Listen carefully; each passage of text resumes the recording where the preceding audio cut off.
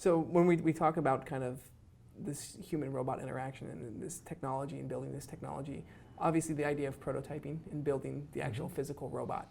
And there's a lot of work and a lot of studies that have been done on how to build a robot. Right. So what are some of the things that you do at Catalia Health when you were designing Maybu?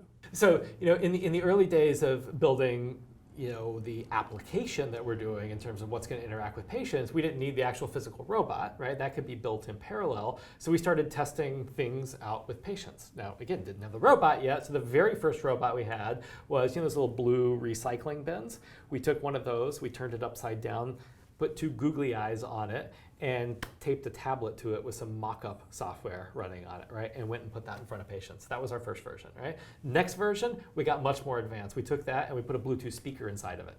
And one of our writers was in the next room acting as the robot. And these kinds of interactions actually told us a lot, right? Because we could constrain things in such a way that we were trying to solve particular challenges, trying to think about how we would introduce this with people and what kind of conversation should we have, right? We could constrain what conversations we were having on our end and see what people did. And we got, it was pretty amazing. You could put this blue trash can down in front of someone, the first, they're gonna look at you like you're a little bit crazy. But then you start having a conversation, they get right into it. Right? We've got videos of some of our early patient testers who were using this. And they start opening up after about 60, 90 seconds of talking to this, right? Totally forget that it's a blue trash can sitting in front of them, but getting right into what we were trying to get. So you can achieve a lot with building very little hardware and software if you want to think about the user experience and the user interaction side of building robots. And so again, we were doing these in parallel, right? Part of it's building the hardware, because ultimately we want a product that we can put in front of a patient and have them interact with, but we can start doing a lot of the design of that before, well before we have the actual robot. So why do you think it was that if you could put just a blue trash can with some googly eyes in front of people, that they would open up and kind of feel this connection? What do you think it is about that kind of triggers that? Yeah, so it's a great question. It comes down to really what we focus on here at Catalia Health, which is not so much the technology, right? The technology is in support of the real problems that we're trying to solve, which is how do we engage a patient, keep them engaged for longer in their own healthcare. And for us, that comes down to really three things. So what we're building is the intersection of medicine, medical best practices. So in a particular group of patients dealing with a certain condition or disease and a certain treatment, what are the best practices? Like, what do we need to be talking to those patients about? What are the things that we follow up on with them? Two is psychology, right? Really a few types of psychology. So in particular, the psychology of relationships, right? How do we as people create, build up, and maintain a relationship over time, as well as some aspects of the psychology of behavior change and a few other things that we draw from here. And then ultimately for us, those are tied together with our artificial intelligence algorithms. So that's how we're really generating a conversation in real time for that patient.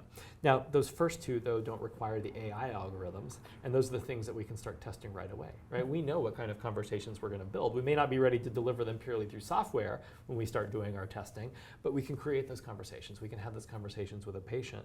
And ultimately, those conversations that we have, using humans with our patients, same as a doctor or a nurse is going to have, that's what we want to be building into our technology, right? So the technology is what ultimately gets us to the point where we can have those conversations in a very scalable way across tens or hundreds of thousands or millions of patients.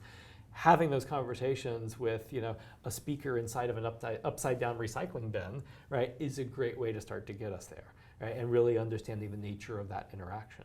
Because again, for us, it really comes back to the psychology, right? How do you actually engage that person? It shouldn't matter whether it's a robot doing it or a person doing it. Obviously there are some differences, right? And that's stuff that we've studied along the way and many other people now have as well. But the nature of those conversations you can deliver through many different means.